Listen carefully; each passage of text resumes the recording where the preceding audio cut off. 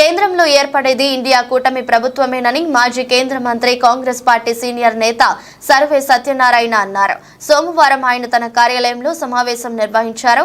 తాను అనుకుంటే టీపీసీసీ అధ్యక్ష పదవి, రాజ్యసభ ఎంపీతో పాటు గవర్నర్ అయ్యే అర్హత ఉందన్నారు. ప్రభుత్వం ఏర్పడ్డాక ఎస్సీ ఎస్టీ వర్గీకరణ కూడా ప్రభుత్వంతోనే సాధ్యమని తెలిపారు.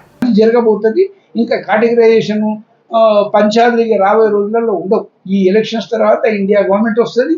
సోనియా గాంధీ గారి నాయకత్వంలో, రాహుల్ గాంధీ గారి నాయకత్వంలో, ఇండియా పార్టీల నాయకత్వంలో కేటగిరైజేషన్ జరుగుతుంది. దానికి నా వంతు ప్రయత్నం నేను చేస్తా.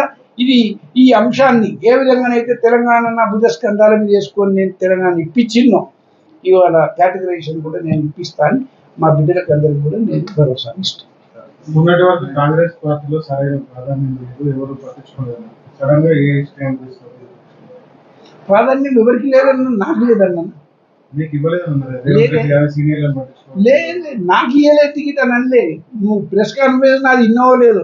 నేనేమన్నా మొన్న నరసింహ గారి దగ్గర కూర్చున్నప్పుడు కూడా అన్నా, మాలాంటి వాళ్ళకి ఏమున్నా పర్వాలే, కానీ ఈ జాతిలో ఎంతో మంది